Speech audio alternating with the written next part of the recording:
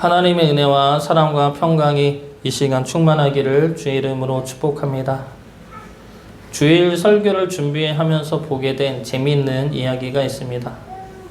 베드로의 장모가 열병에 걸린 이유에 대한 이야기입니다. 진짜는 아니고 우스갯소리로 그냥 만든 가짜 이야기입니다. 베드로의 장모가 열병에 걸린 이유가 무엇인지 아십니까?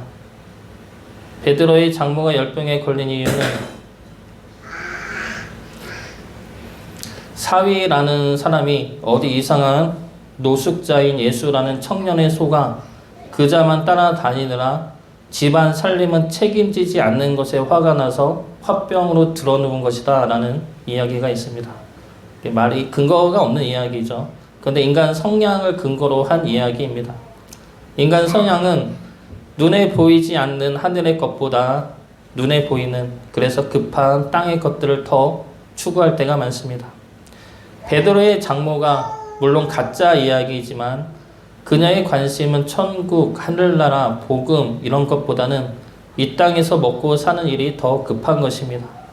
그런 눈으로 사위인 베드로를 보면은 한심하고 답답한 인간으로 보이는 것이죠. 그러나 사실 베드로는 가장 귀한 것을 택하고 따라가고 있는 겁니다. 우리가 믿음 생활을 하고 신앙을 지키려 할 때 우리를 반대하고 조롱하는 이들이 있습니다. 그들은 세상의 눈으로 우리를 판단하고 우리를 평가하죠. 그러면 우리는 답답하고 현실을 모르고 게으른 자로 보여질 수가 있습니다. 오늘 말씀이 그러한 말씀입니다. 오늘 말씀은 이스라엘을 향한 말씀이 아니라 예레미야를 향한 말씀입니다. 예레미야와 하나님과의 대화의 내용이죠. 하나님이 먼저 예레미야에게 아나도 사람들이 너를 죽이려 하고 있다는 것을 알려주십니다. 예레미야는 그 사실을 몰랐습니다. 그런데 하나님이 알려주셔서 내가 그들에게 이유도 알 수 없이 죽을 뻔했다는 것을 알게 됩니다. 그 말씀이 18절과 19절 말씀이죠. 그런데 나를 죽이려 하는, 예레미야를 죽이려 하는 사람들이 누구입니까? 아나도 사람들이죠. 21절 말씀 보겠습니다. 여호와께서 아나도 사람들에 대하여 이와 같이 말씀하시되 그들이 네 생명을 빼앗으려고 찾아 이르기를 너는 여호와의 이름으로 예언하지 말라 두렵건대 우리 손에 죽을까 하노라 하도다. 아나도 사람들이 예레미야를 향해 예언하지 말라면서 그렇지 않으면 죽이겠다 말합니다. 아나도 사람들이 누구이길래 예레미야를 죽이겠다 말하고 있습니까? 아나도 사람들은 바로 예레미야의 고향 사람들입니다. 예레미야의 고향이 아나도시죠. 지금 예레미야를 죽이겠다 협박하고 암살 계획을 세운 사람들이 자신과 함께 같은 마을에 살고 자신과 함께 자랐던 자신을 잘 아는 사람들이라는 겁니다. 12장 6절을 보면 더 기막힌 사실이 나옵니다. 예레미야를 죽이려는 사람이 같은 고향 사람 중에서도 예레미야의 형제와 아버지와 친척들인 것입니다. 이들은 왜 예레미야를 죽이려 합니까? 여러 이유들 중에 가장 큰 이유는 자신들이 죽을까 봐이죠. 하나님이 아니라 이스라엘 왕으로부터, 권력자들로부터 자신들이 죽임을 당할까 봐서입니다. 예레미야가 전하는 하나님의 말씀은 피할 수 없는 심판의 말씀입니다. 이미 죄가 가득 차서 심판 없이는 회개할 수 없는 내용의 말씀을 예레미야는 지금 선포하고 있는 것이죠. 그러므로 심판을 통해 회개와 정화의 역사를 써 내려가겠다는 것이 예레미야가 전하는 하나님의 말씀입니다. 그런데 이런 말씀을 어느 권력자가 받아들이겠습니까? 권력자의 입장에서 예레미야가 전하는 말씀은 말씀이 아니라 반역이고 역모입니다. 그러면 예레미야는 물론이고 예레미야의 가족과 친척과 고향 사람들까지 처형 대상이 되는 것이죠. 그러므로 예레미야의 고향 사람들은, 가족과 고향 사람들은 예레미야로 인해 자신들이 죽임을 당하기 전에 먼저 예레미야를 죽이려 하는 겁니다. 예레미야 한 명만 죽으면 자신들은 살 수 있다 생각했기 때문이죠.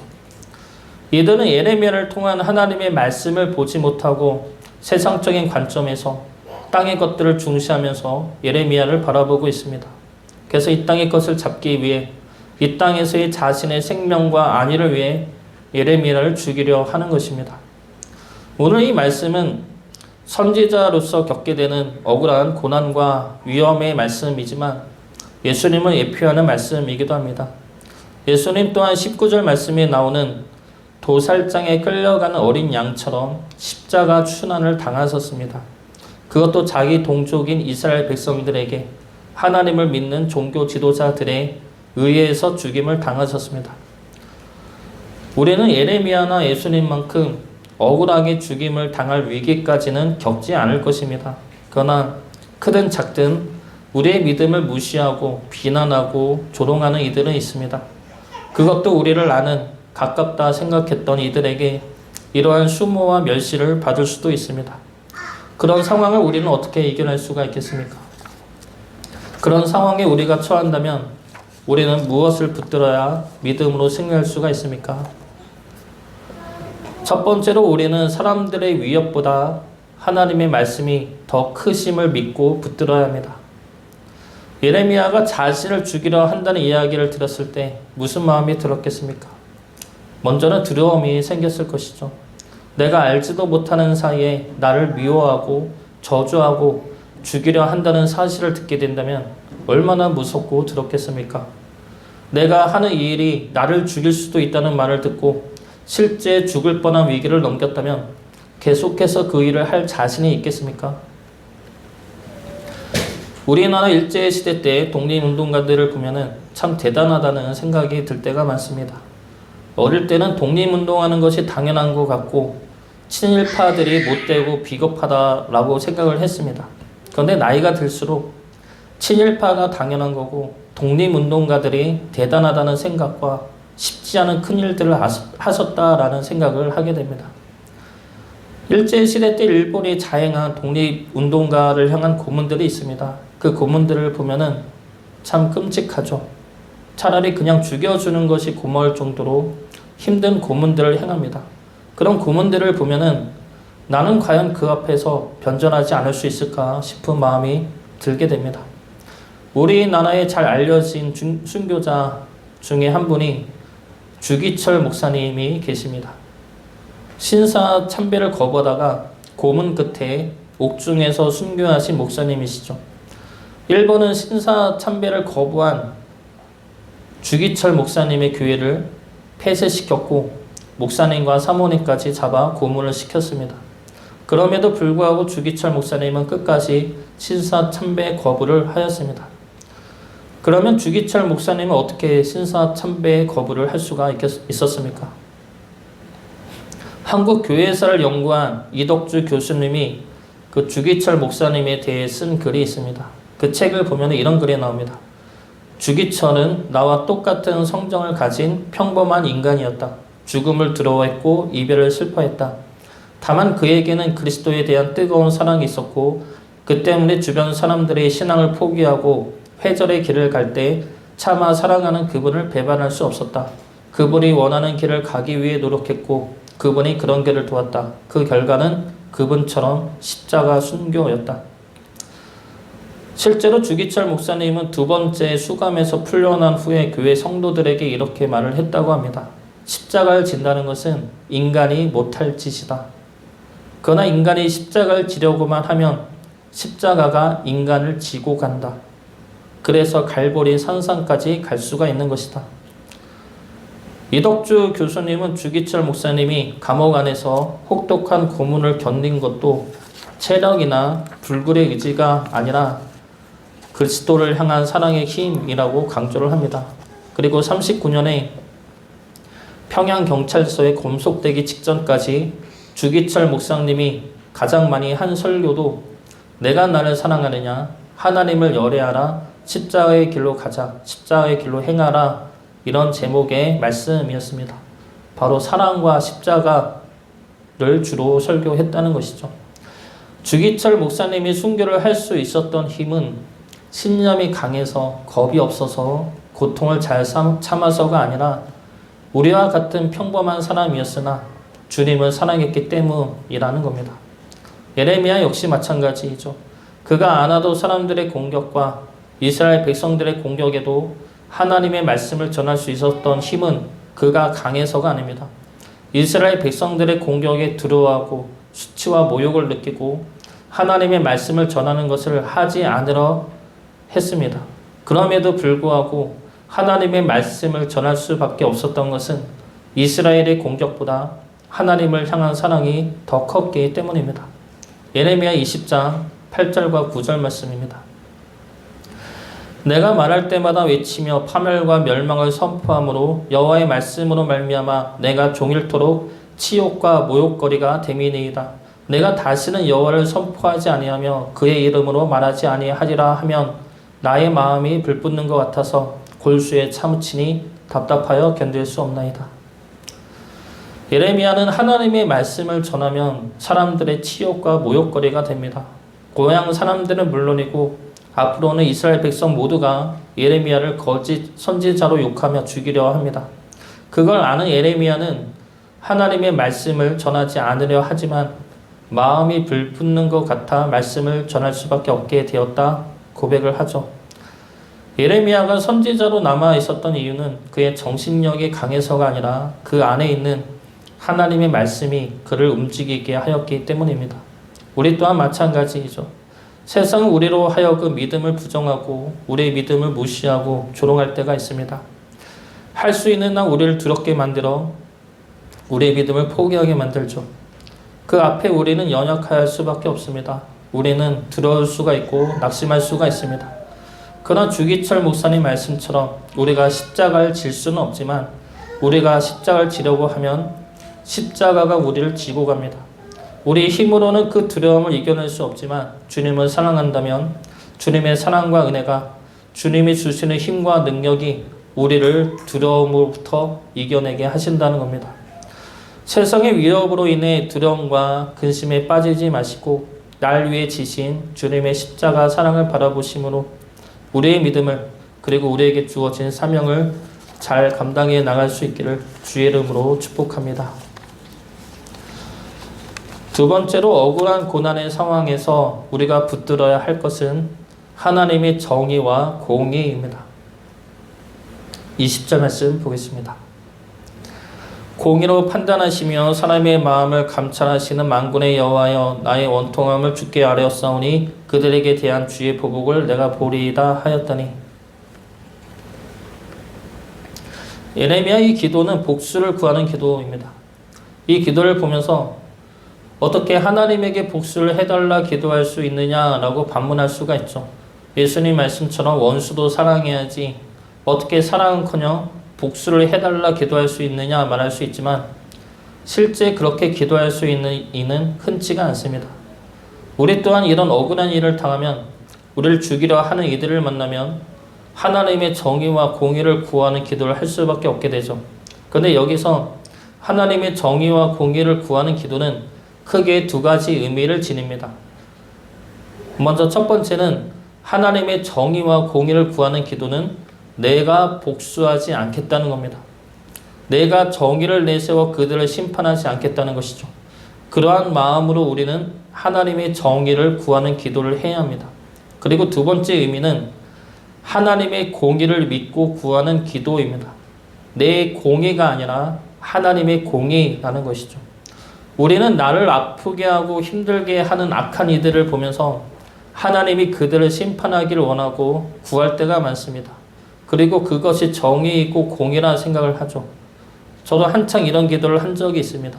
악인이 벌을 받아야 하나님이 살아계심을 사람들이 믿고 깨닫지 않느냐. 핍박받는 우리도 하나님이 우리를 살펴보고 계심을 믿을 수 있지 않느냐. 그런데 이것은 하나님의 정의나 공의가 아니라 내 정의였고 내 공의였습니다. 나를 힘들게 한 이들을 심판하는 것은 내가 바라는 것이지 그것이 하나님의 정의나 공의가 될 수는 없다는 겁니다. 우리가 하나님의 공의를 생각할 때 우리는 나와 하나님과의 관계 속에서 바라보아야 합니다. 나를 힘들게 하는 다른 이들을 향한 심판은 하나님의 것이죠. 하나님이 알아서 하실 일입니다. 다른 일을 향한 심판은 하나님에게 맡기고 내가 할 것은 그런 상황 속에서 하나님의 백성됨을 지켜내는 것입니다. 하나님을 향한 믿음을 붙드는 것이죠. 그 믿음의 싸움과 인내를 하나님이 보신다는 겁니다. 결코 못 본 척 내버려 두지 않으시고 우리 믿음의 싸움과 인내에 대한 보상을 하십니다. 그것이 하나님의 공의이고 정의라는 것이죠. 다시 정리하면 예레미야가 보복을 구하는 기도는 두 가지를 결단하는 기도입니다. 심판을 하나님에게 맡기겠다는 것과 심판의 내용이나 과정 역시 내 뜻이 아니라 하나님의 뜻에 맡기겠다는 겁니다. 제가 오랜 삶을 살지는 않았지만 내 주변에서 악하게 산 이들은 대부분 그 대가를 받았습니다. 이런 이야기를 하면은 하나님은 심판의 하나님으로 보고 하나님을 믿는 것을 두려움으로 믿고 섬길까봐 조심스럽지만 실제로 회개치 않은 이들은 하나님이 만져주십니다. 잘 나가다가 갑자기 망한 분들 여러 봤습니다. 물론 당장에 만져주시는 것은 아니죠. 하나님은 충분히 회개할 시간과 돌이킬 수 있는 기회들을 주십니다. 그러나 그럼에도 불구하고 끝까지 회개치 않으면 하나님의 강권하심이 들어가게 되는 것이죠.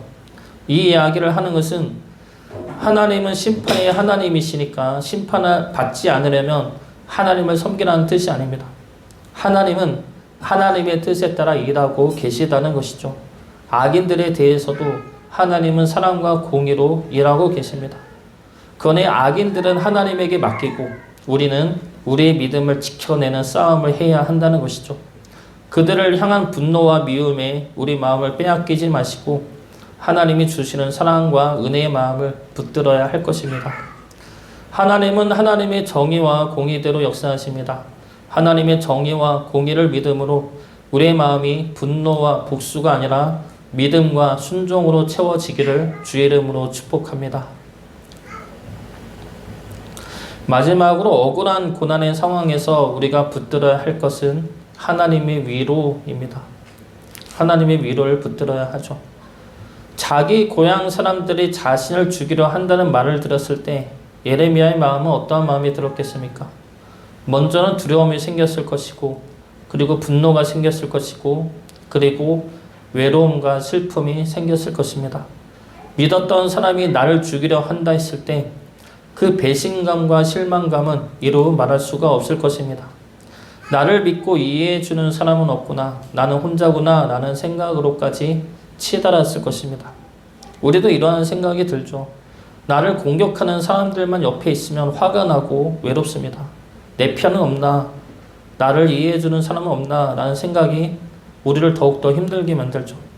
그런데 오늘 말씀에서 예레미야 옆에 사람들은 없지만 누가 계십니까? 하나님이 함께 계시죠. 18절 말씀 보겠습니다. 여호와께서 내게 알게 하셨으므로 내가 그것을 알았나이다. 그때 주께서 그들의 행위를 내게 보이셨나이다. 예레미야를 고향 사람들이 죽이려 한다는 것을 하나님이 먼저 하시고 하나님이 예레미야에게 말씀해 주셨습니다. 그리고 예레미야의 기도를 들으시고 응답하여 주시죠. 지금 사람들이 예레미야를 죽이려 하고 떠나가고 있지만 하나님은 지금 예레미야 옆에 계시고 예레미야의 말과 기도를 들으시고 그의 마음을 위로하여 주고 계십니다. 얼마 전에 속상한 일이 있어서 마음이 진정이 안 되었을 때가 있었습니다. 화도 나고 슬프기도 하고 그랬는데 저녁에 누워있다가 그냥 생각 없이 엄마한테 전화를 했습니다. 마음을 진정시키기 위해서나 엄마가 생각나서가 아니라 그냥 아무 생각 없이 누워있다가 엄마한테 전화를 한 겁니다. 전화를 해서도 별 이야기 한 것도 아닙니다. 그냥 전화해서 평소 인사말이나 하고 식사는 했는지 그런 말이나 하고 끊었는데 끊고 나니까 그제서야 마음이 진정이 된 것입니다. 제가 속상하고 화가 났던 게 사라진 것이죠. 그래서 왜 그런가 생각을 해봤더니 엄마는 항상 제 편이기 때문이라는 것을 깨달았기 때문이죠. 아무도 없다 생각했는데 엄마는 항상 내 편이었다는 것을 깨달았던 겁니다. 내가 잘하든 못하든 엄마는 항상 내 편이죠. 내가 틀리든 맞든 엄마는 나를 위합니다. 그것이 엄마라는 존재 자체가 그때 내게 위로가 되고 힘이 되었던 겁니다. 하나님이 우리에게 그러한 존재입니다. 하나님은 항상 우리를 위하시고 우리를 사랑하시고 우리와 함께 하십니다. 우리가 잘하든 못하든 우리가 틀려도 잘못된 길을 가도 하나님은 우리를 버리지 않으십니다. 세상 사람들 모두가 나를 미워하고 싫어하고 내가 아니라고 내가 틀렸다고 손가락질을 해도 하나님은 그런 우리를 버리지 않으시고 함께 하시고 우리의 마음을 위로해 주시고 우리를 사랑한다 말씀하십니다. 사람들에게서 미움을 받았다면 하나님에게서 사랑을 받으시기 바랍니다. 세상 모두가 나를 미워해도 그 모든 미움보다 나를 향한 하나님의 사랑이 더 크십니다. 하나님에게 위로와 힘을 얻으시어 억울한 상황 속에서도 우리의 믿음을 지켜내시기를 주의 이름으로 축복합니다.